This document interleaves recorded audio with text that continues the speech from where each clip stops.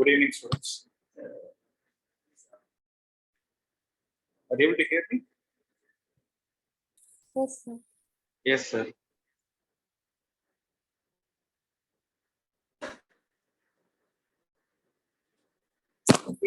Can someone please confirm if you're able to hear me? Yes, sir, you're audible. Audible. Just a minute.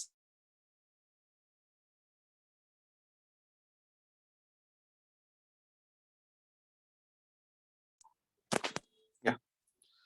So unfortunately, there has been a power cut since morning.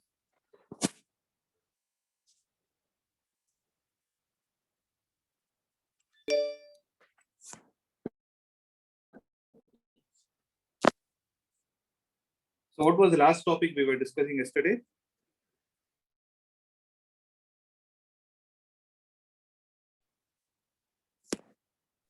Surface energy. Surface energy. Yeah, this is the equation, right? So yesterday I told you an important point that work done in increasing the surface area of the film is stored as area by 1 unit is numerically equal to the surface tension, right? So these are the points that you need to remember. Is there any doubt? Like, I think we have discussed all these points yesterday. So I told you what is surface tension. We did a problem based on it. Then we discussed what is surface energy. Then we derived the relation between the surface energy and surface tension, right? So next one is surface tension and surface energy per unit area for a given liquid are numerically equal provided the heat energy absorbed or liberated by the surface is negligible. This is the first point you need to know, because the heat energy is going to affect the parameter surface tension. You start heating a material, then the surface tension will decrease and the material can't, and the liquid can't hold the weight. That is what they're trying to say. Okay. So make a note of this point. Surface tension and surface energy per unit area for a given liquid are numerically equal, provided what? Provided there is the amount of heat energy that is absorbed or liberated from that material is a negligible parameter. Okay, that is one thing. So surface tension can also have the units. This thing in CGS unit, it is erg per centimeter square or erg centimeter power minus 2. In SI system, it is going to be joule per meter square or joule meter power minus 2. Okay.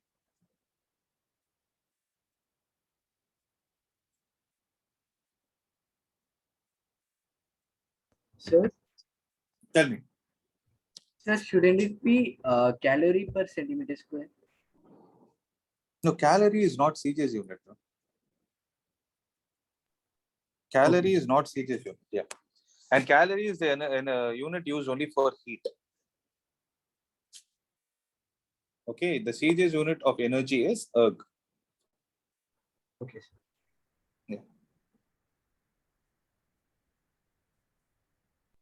Right. Shall we move on to the next concept?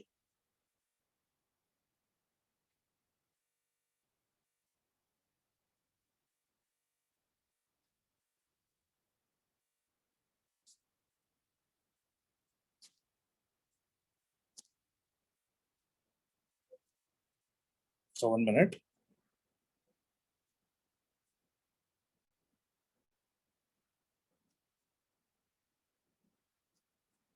Yeah.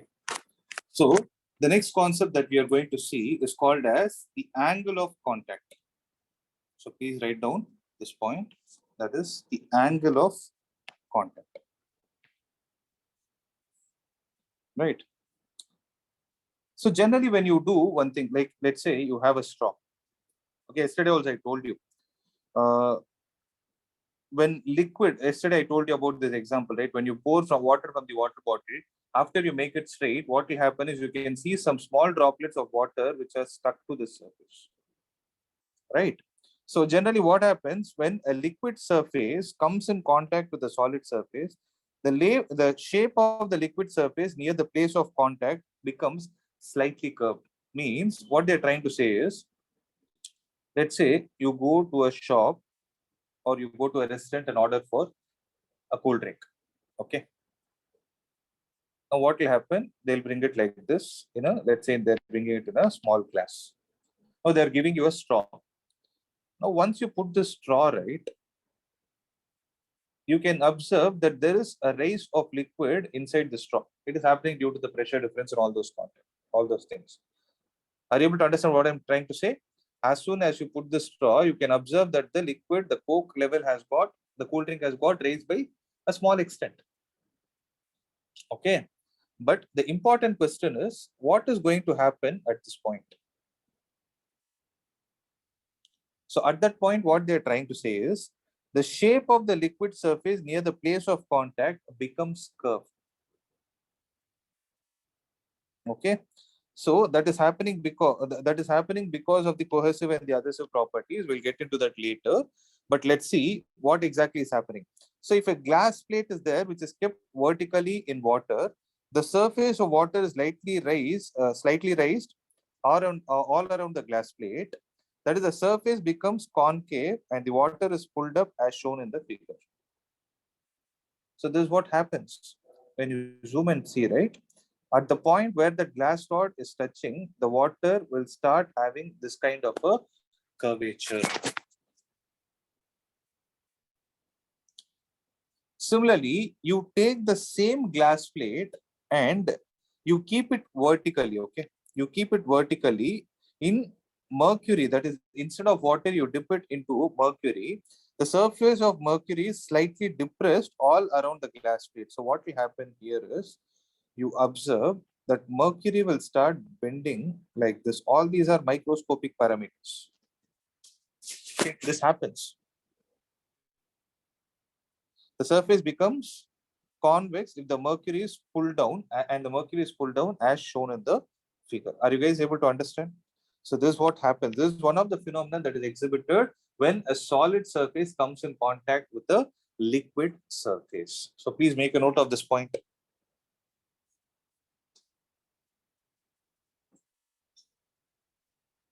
Okay. So due to this bend, okay, you're able to see a bend, right? Due to this bend, what we can do is, see, generally, if I draw a tangent to this horizontal surface, it is going to be something like this. But if I draw a tangent at the curvature, it looks something like this. Okay, this is the glass plate. This vertical thing is the glass plate. And the tangent is a tangent drawn to the curvature that is formed at the point of contact. Now you're able to see that there is a small angle that is existing between the tangent and whom? And the vertical surface. Correct? So that angle is what we call it as angle of contact. So listen to this carefully. The angle between the tangent to the liquid surface at the point of contact and the solid surface inside the liquid, and the solid surface inside the liquid is what we call it as angle of contact for a pair of solid and liquid. Okay, so what is the meaning of this? Let me explain it, then you can write. This is the vertical surface, guys. So this is the curvature, something like this. Correct?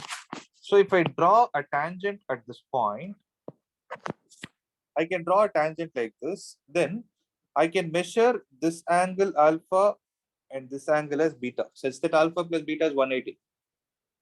Am I clear with this? Am I clear with this or not? Yes, sir. Right. Now look at the definition. The angle between whom? The angle between the tangent to the liquid surface at the point of contact.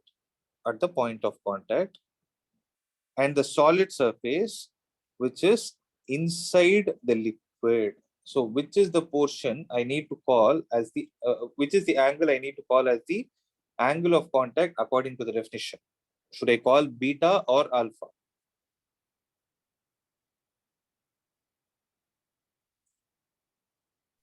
Beta. It is beta because you need to take the angle between the tangent and the solid surface, and that solid surface should be inside the liquid. So beta is the right answer. Okay, in a similar way, if I take something like this, then if I take this to be the angle of contact, Now I will take this as alpha, this as beta. Which one should I take?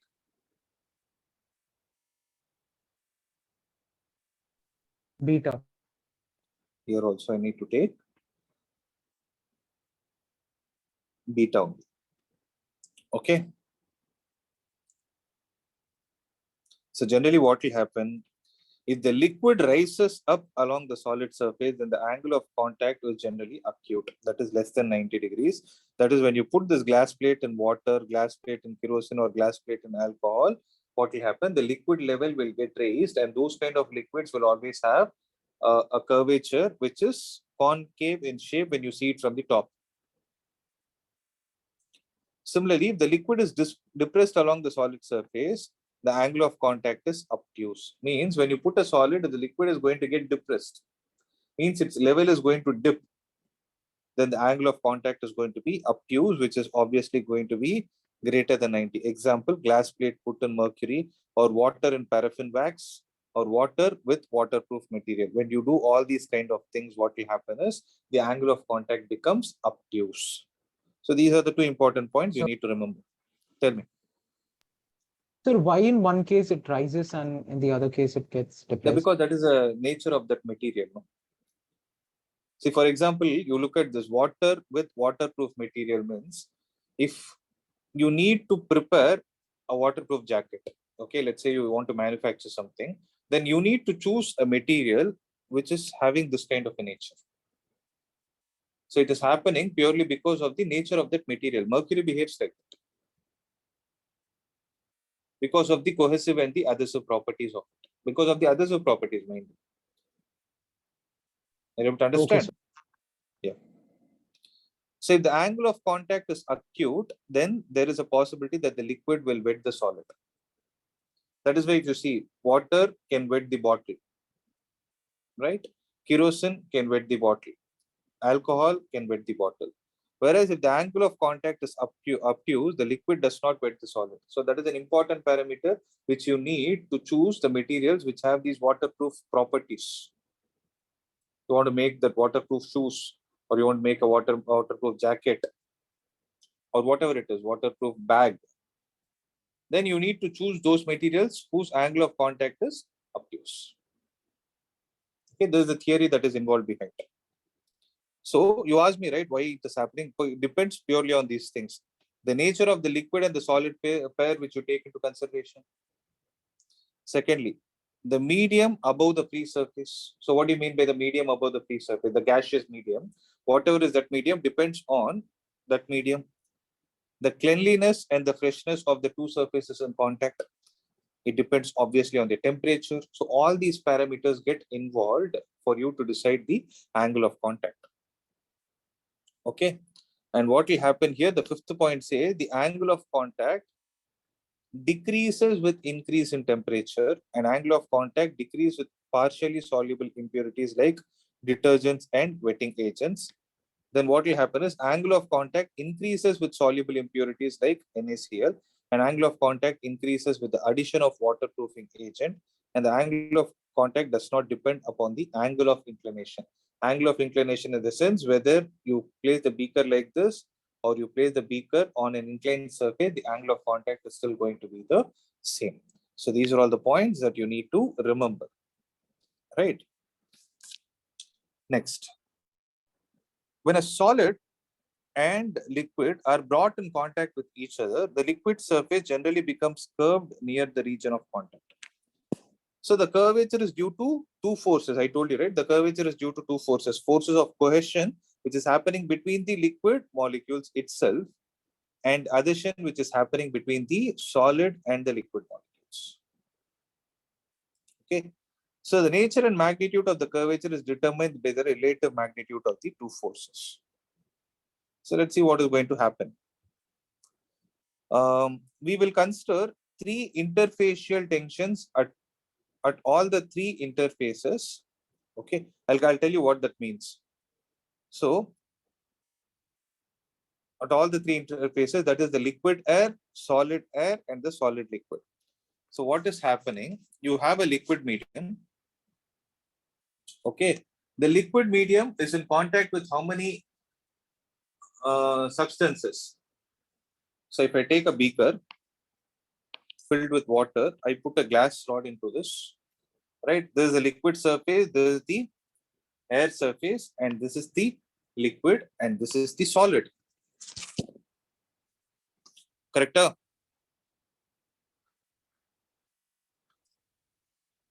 Are you guys able to understand what I'm trying to say?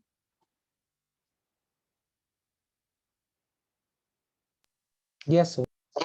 Yes. So at this interface, how many tensions are we taking? Tensions in the sense the surface tensions. So we will. These are also called as interfacial tensions. So what are the three interfaces that is happening?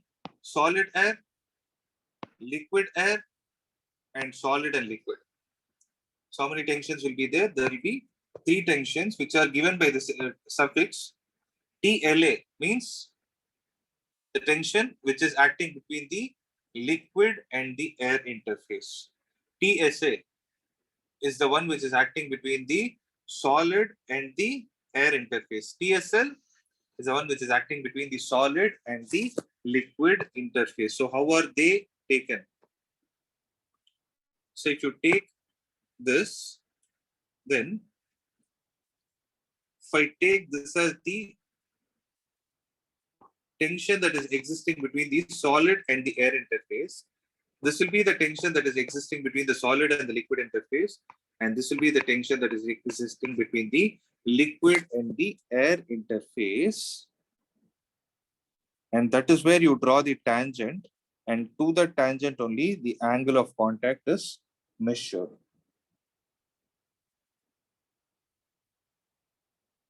Okay. Guys, am I clear with this point?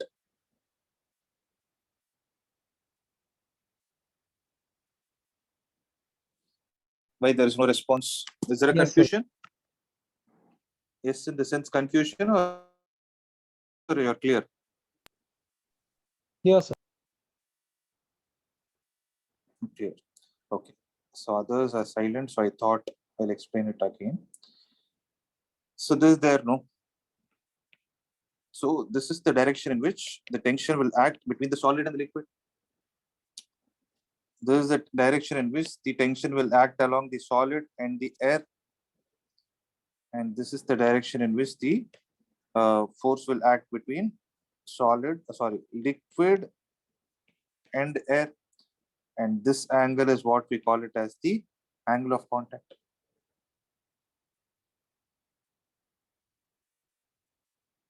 Correct?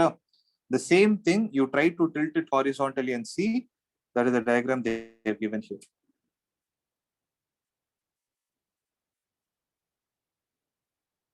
Okay, this is when the angle of contact is going to be obtuse, and this is when the angle of contact is acute.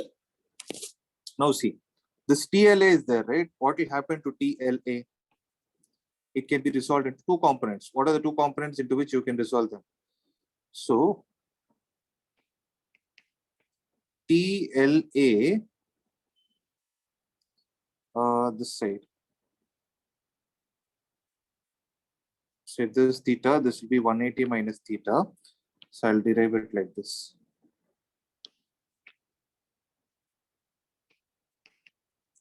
TLA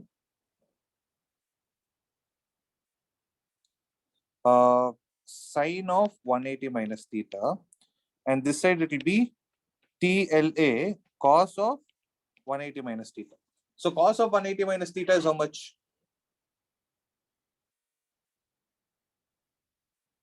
Guys, what is cos of 180 minus theta? Cos theta. It is minus cos theta, second quadrant, no? Yes, sir. Right. So this will be minus cos theta, means this will be TLA cos theta. So what I can say is TLA cos theta is in this direction, TSL is in this direction, and TLA sin theta is in this direction, TSA is in this direction. So the final diagram will look something like this. TLA cos theta, and this will be TSL, and this is going to be TSA, and this direction will be TLA sin theta. Okay. Now tell me, at this point, there is an equilibrium established. When equilibrium is established, what is the relation between them? TLA cos theta plus TSL should be equal to TLA cos theta plus TSL should be equal to TSA. Because sum of the rightward tension should be equal to sum of the leftward tension. So angle of contact is obtuse. So what will happen is TLA cos theta plus TSL is equal to TSA. If the angle of contact is obtuse, then what will happen?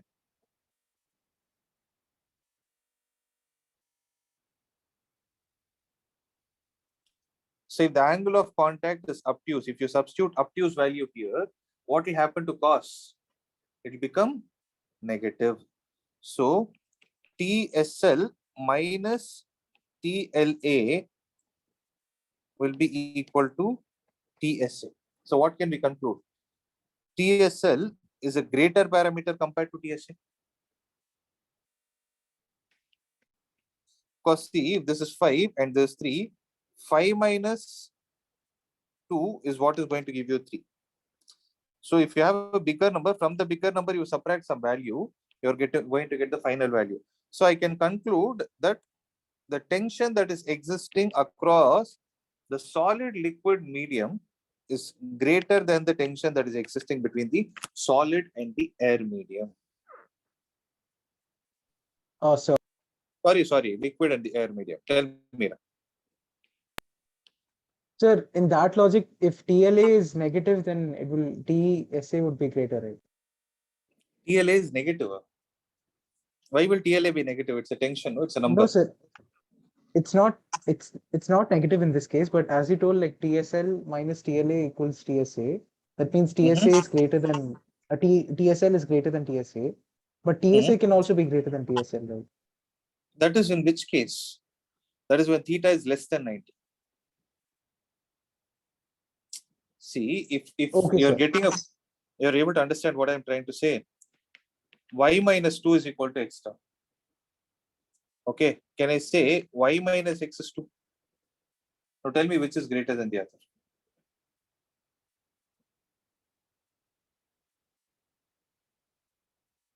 Y is greater than x or x is greater than y? Same Y is logic, greater right? than X. Y is greater than x. Same logic here. So TSL will be greater than, so the tension that is existing between the solid and the liquid is greater than the tension that is going to exist between the liquid and the air medium, because you're going to get a positive value. So that is what happens when theta is greater than 90 degrees. So as in the case of water, what will happen is water leaf interface. So that is another example. In the case of water leaf interface, what will happen is the tension that is existing between the solid and the liquid is greater than the tension that is existing between the liquid and the air medium. Whereas when you talk about theta less than 90 degrees, then what will happen? TSL will be less than TLA, as in the case of water plastic interface. So what they're trying to say here is, listen to this carefully. When theta is obtuse, or what did we get? Obtuse means you had a concave structure. That is what happened between the glass and the mercury. Then the molecules of the liquids are attracted strongly to themselves. That is what they're trying to say. Then the molecules of the liquids are strongly attracted towards themselves and weakly attracted to those of solid. So what is the meaning of this? When theta is obtuse, then the cohesive force is greater compared to the adhesive force. Is that clear, guys? Please make a note of that point. When theta is obtuse, then the molecules of the liquids are attracted strongly to themselves and weakly to those of solid. So it costs a lot of energy to create a liquid-solid interface, and liquid does not wet the solid. Now you got your answer? Subrajit, you asked me, right? Why is this happening? So this is the reason why Yes, sir. the liquids are not able to wet the solids, and they're trying to create a shape in such a way that this kind of a phenomenon does not happen. On the other hand, If the on the other hand, if the molecules of the liquid are strongly attracted to those of the solid, this will reduce what? TSL, and therefore cos theta may increase or theta may decrease. In this case, what will happen is theta is an acute angle. That is what is happening for glass on air or on plastic, and for kerosene oil also. On virtually anything, it just spreads. Okay, this is the, on the other hand, what happens if theta is acute? Then what will happen? If theta is acute, then the molecules of the liquid are strongly attracted to those of the solids because of this TSL and TLA concept only.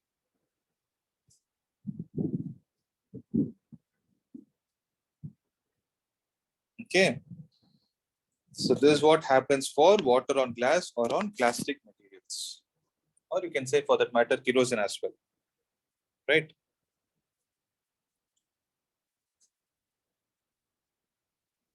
So this is all about the concept of angle of contact. Okay. Next is this detergent wetting agent and all. You can read it later after you share the notes. The next is excess of pressure inside a liquid drop. Shall I go on? So now what we will do is we will try to calculate what is the excess pressure that is existing inside a liquid drop. So generally when you take a liquid drop, what shape does it take?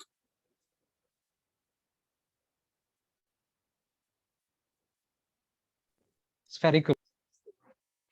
So liquid drop takes the shape, takes the spherical shape. Right. Just a minute.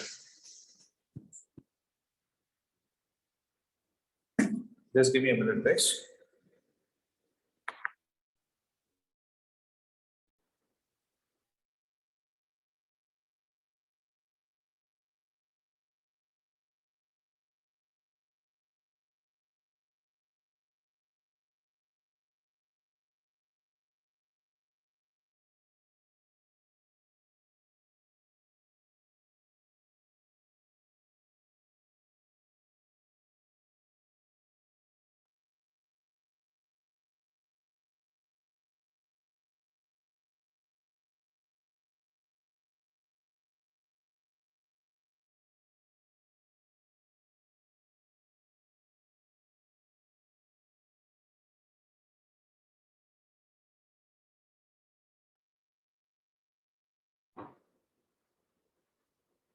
Yeah. 1 minute. Yeah. So write on the heading as excess pressure inside a liquid drop.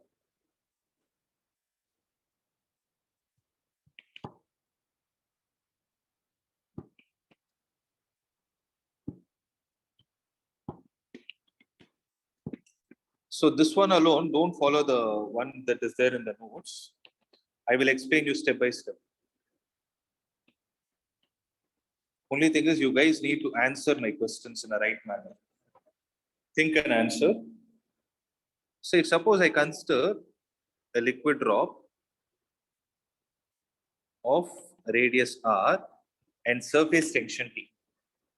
So what am I doing? Consider a liquid of radius r and surface tension T. Okay. So yesterday I told you, right? What will surface tension try to do? Will it try to decrease the area or increase the area? So we had a discussion yesterday, right? Decrease. It will try to decrease the area. So what will happen? Can I say due to the surface tension, what will happen is the molecules, the liquid molecules on the surface will experience net force in the inward direction. They will experience a force in the inward direction and they will be normal to the spherical surface. Accepted?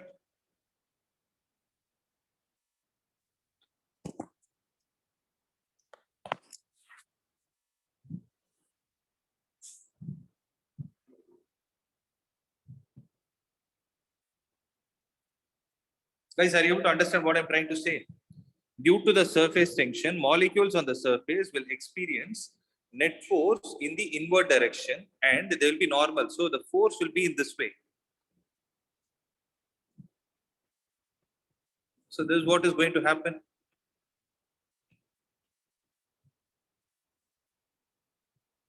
Right.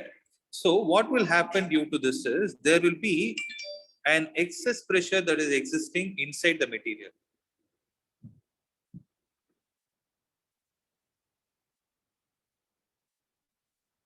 Okay. So there will be an excess pressure inside the liquid drop.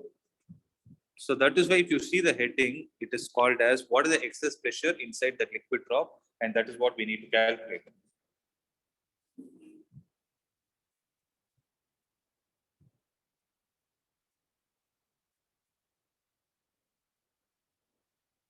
Right.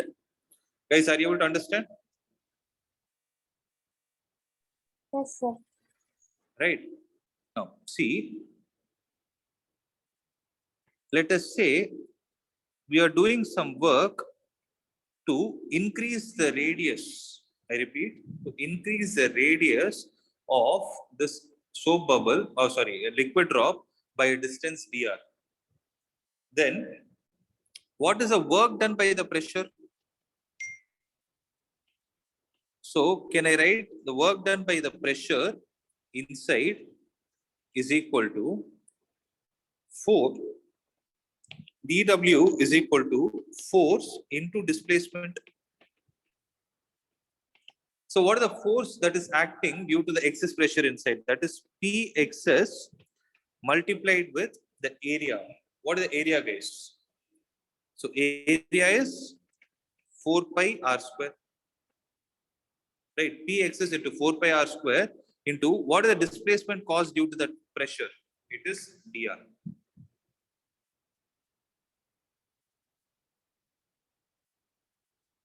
Is it clear, guys? This is the first equation.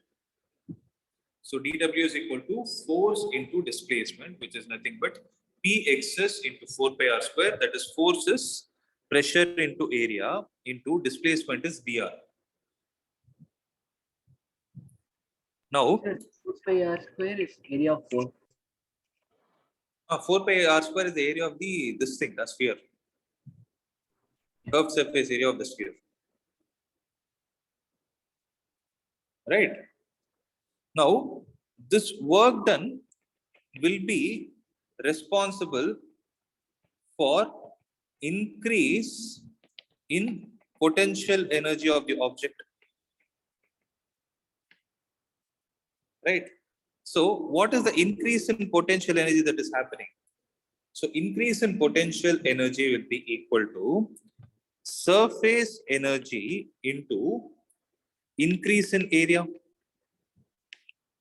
It's very simple, guys. It's very simple. See, what is surface energy? Surface energy is the amount of work done by the increase in area.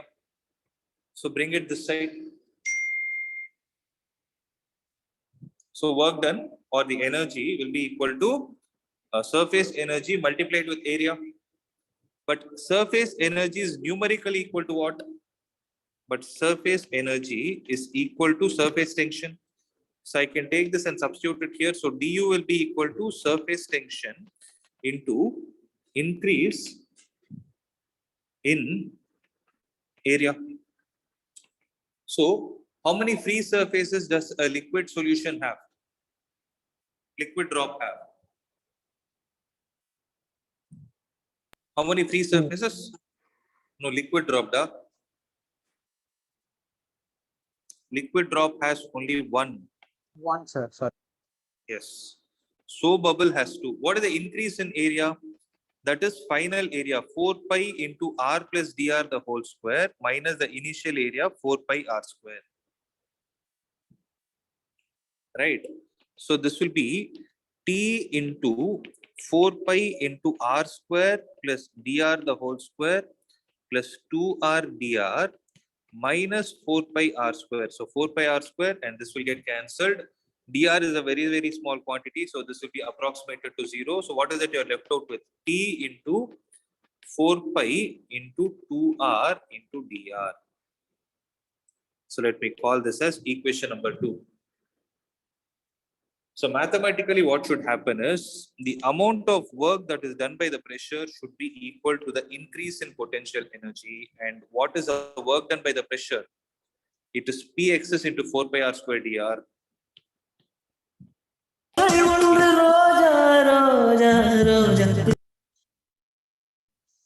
Right.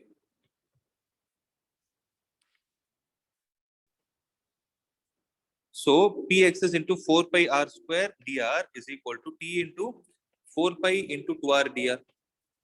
Right? So this 4 pi and 4 pi are gone, r and r are gone, dr and dr are gone.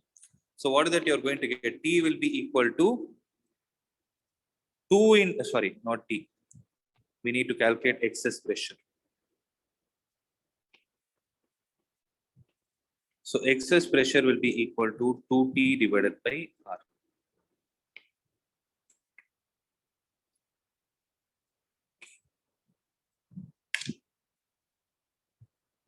Okay. So this is the excess pressure that is going to exist inside the liquid.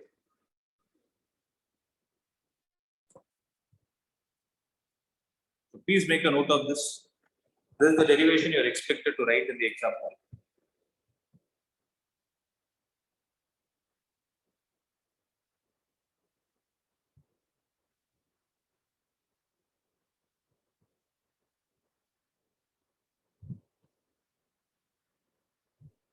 Sir, Tell me.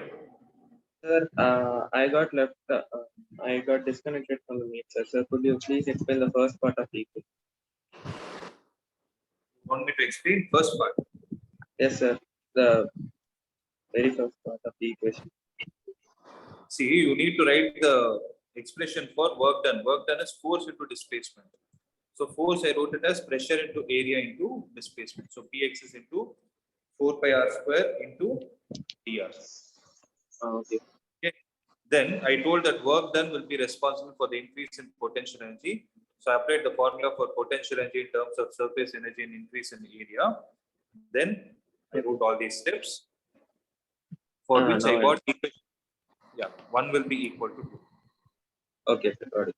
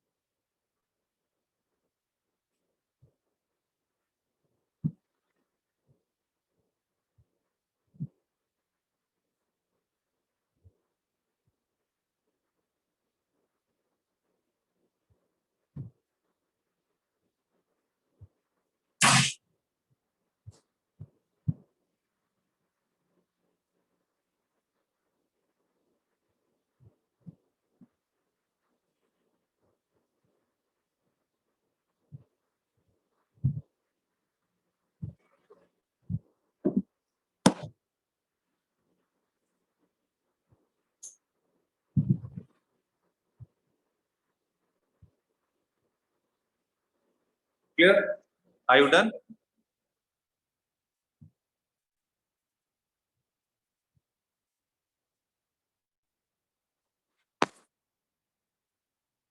So listen. The next point is excess pressure inside a soap bubble. It's the same procedure. dW will be equal to what? Pxs into 4 pi r square dr. Same diagram, everything is same. Okay. du is equal to surface energy into increase in area. Right? These were the steps that we followed. But in the case of surface energy, I can write as surface tension into increase in area. But what is surface tension in this case? How many free surfaces does a soap film have? Soap bubble.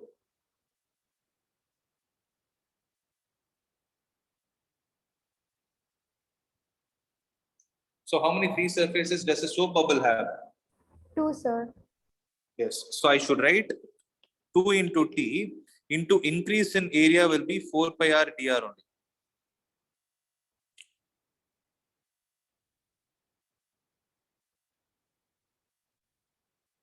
Sorry, 4 pi into 2 r dr, that is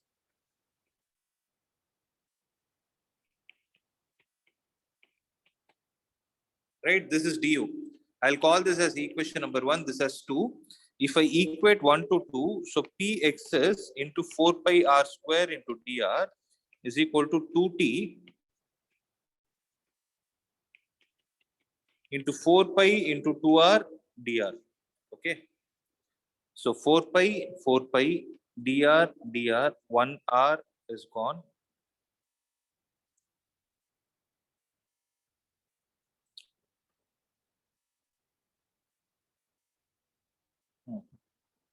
So Pxs will be equal to 2t into 2 is 4t divided by r. So you're able to understand the difference? The excess pressure inside a liquid drop is 2t divided by r, whereas excess pressure inside a soap bubble is 4t divided by r. It is exactly double the value. Sir, how are you finding the free surface for an soap bubble? So you take a soap bubble. This is the free surface. Here it is air medium. Here also it is air medium. So free surface is the boundary that is separating the liquid and the air medium. So now you tell me what is the answer. So the boundary is separating the air medium on both the sides. So it has two free surfaces. That is the logic. Okay. Yeah. Sir, can you give any other example other than soap bubble? Only for so I gave for air liquid drop. No, liquid drop. What is happening inside? It is liquid. Outside it is air. So that is why I wrote only one T. Okay. That is why I wrote only one T in the case of liquid drop. Here I wrote it as 2T. Yes.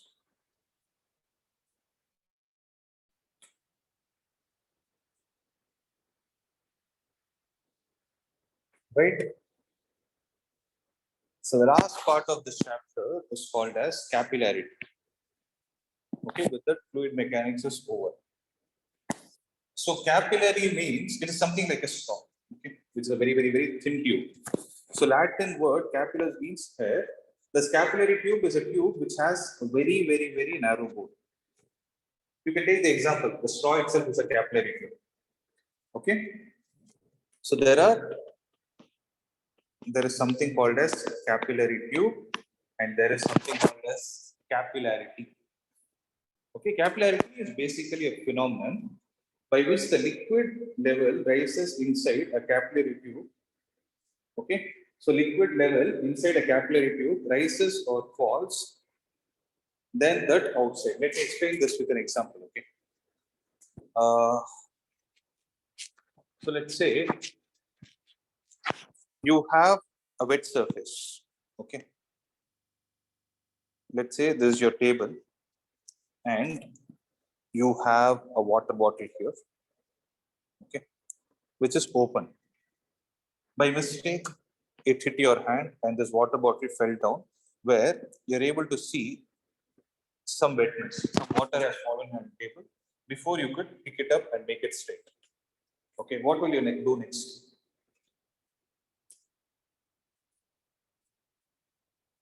So logically, what will you do? You will search for a cloth, right? And you will place it on top of that water, wherever it has spilled. Now, what will that cloth do? Absorb the Absorbs water. So it is absorbing water, right? How is it actually able to do? How is it absorbing?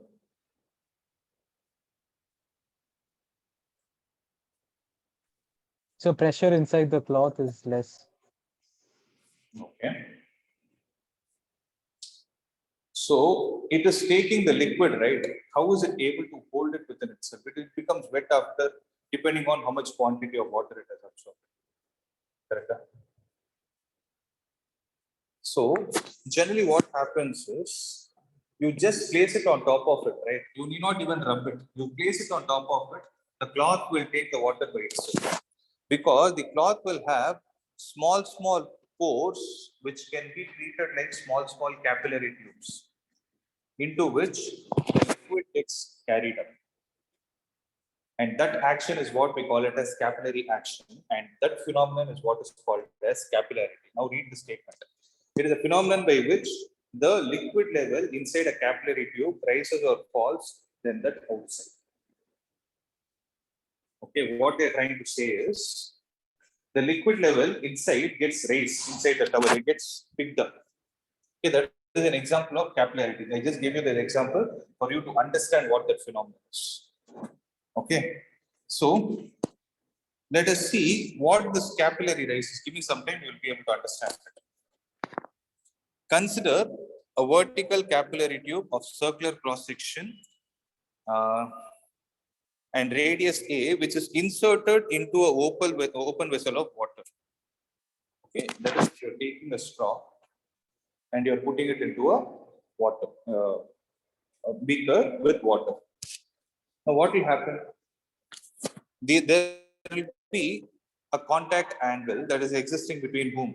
Between the water and the glass. Accepted? And that is going to be acute because water has the tendency to wet the glass. So it is going to be acute. So thus the surface of water in the capillary tube in the top is going to be acute. It is going to be something like this. It is going to be acute. This means what will happen? So if it is going to be acute, means which side the pressure is greater? So I'm able to see that there is a pressure existing this side and there is a pressure existing inside. The pressure is there outside as well as inside also. So which pressure is more in this scenario?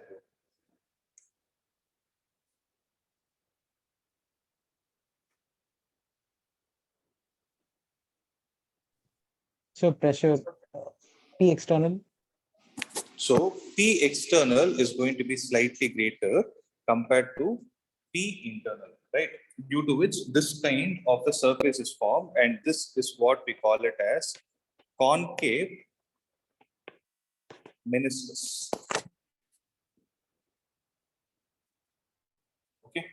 Similarly, if you put the same thing into a mercury, what will happen is the liquid level will drop and take the shape of convex from the top, which we call it as convex meniscus.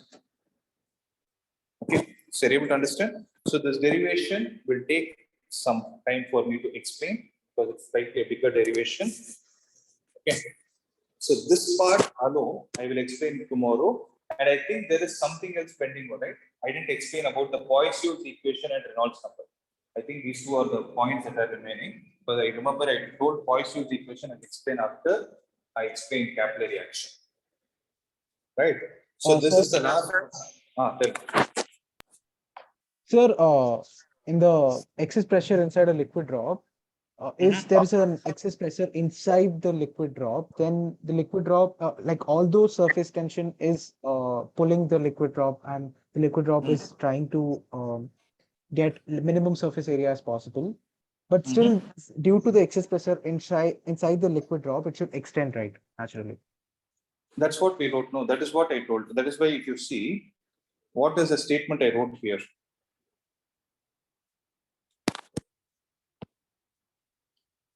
Now think of the statement. Work done by pressure inside is what is causing that small amount of expansion. It will expand for sure. It's a good question. That is why I took the scenario where dr is extended. I didn't take it as a compression state. That is why if you see the dotted lines, I drew it outside. I didn't draw it inside the liquid. So Pradeep, are you able to understand? So then what about? So then what What? about a liquid which has more surface tension? Same logic, no? But see, anything like, tell me one thing, though. It is like this, okay? This side there is pressure P1, this side there is pressure P2. And the surface is like this. Tell me, looking at this diagram, what is the relation you can talk about pressure 1 and pressure 2? So they What are the have to be equal in order to be in They have to be equal equilibrium. because the surface is horizontal. Whereas if I start bending it like this, tell me P1 and P2, which one is going to be greater? P2 is greater, sir. Think and tell me. Na? I'm sorry, P1 is greater, sir. Yes, sir. P1 is greater because someone standing on the side of P1 is pushing it away. So the horizontal surface started taking the shape of a concave. Right? It takes a shape of it takes a concave shape because P1 is greater than P2. Same logic is applicable for the spherical drop. So this is P1, P2. Now tell me which is more. P1 is more. So the P1 difference, should be more, sir. yes, P1 minus P2 is what we call it as excess pressure inside. Are you able to understand? Sir, then over a period of time, to be in equilibrium, P1, like it shouldn't be a spherical shape, right? It shouldn't be a spherical shape. There is always an excess pressure existing inside. If it comes to equilibrium, it will come only to equilibrium only when it bursts. I So can't then say it that will keep on expanding over a period of time. it need not expand. No, it need not expand. That excess pressure need not see. Just because excess pressure is there, it is not like it will always keep expanding. That excess pressure might be needed for that shape to be maintained also. No? Think about it. So So then you have if the excess pressure like somewhat equals the surface tension, only then the how can you bubble equate would pressure? stay. See, surface pressure is a different physical quantity. Surface tension is a different physical quantity. You can't equate them, right? Maybe if you're talking about the excess pressure in terms of mathematical value, if it is something equal to 2T by R or something, that is accepted. So you're trying to compare the excess pressure to surface tension. Surface tension is responsible for doing what? It's trying to decrease the area. But I'm not saying the area is going to get decreased. It is making an attempt, but it is not succeeding. That's a different story. Because what does the concept of surface tension tell us? It is always going to acquire or try to occupy the minimum area that is possible for it. So you're getting confused between pressure and tension. Think about it. Sir, then Think of- yesterday in the soap bubble experiment, it should not expand. It should expand, right? It should not contract. There it was not spherical, there it was circular. You're getting, see, that straw example which I told you, the one which is there through which you blow the air. Here there is a straw, right, where you blow. This part is a circular ring. Circular ring can break. But for the spherical, it's a three-dimensional shape to be maintained. There needs excess pressure. This is not a soap bubble at all. That is why I told you. I told you very clearly. This is not soap bubble. This is soap film. Okay, soap bubble. Sir, If but you in use the molecular level, it's still a spherical shape, right? spherical is three-dimensional. Not even in molecular level, it can't be accepted because it is present only within this region. Within this region, it is obviously, I told you yesterday, right? When you dip a rectangular, I told you this, when you dip that rectangular surface into the liquid and take out, you get a soap film, you don't get a soap bubble. Don't get confused. That soap film can tend to contract, that can burst. But whereas a soap bubble, if it is going to, let's say, it is existing for 3 minutes. For those 3 minutes of time, the excess pressure inside, the excess pressure is more inside. It is not outside. It is due to that excess pressure only the shape is able to be maintained. So those two are two different contexts. Okay, sir. Okay, think about it, you'll get the answer. Okay, think in terms of soap film and soap bubble. That is when you will have more clarity. Don't confuse both of them with soap bubble. No, that's not what I meant. Okay. So the remaining parts I'll complete it tomorrow, guys. That's it from my side.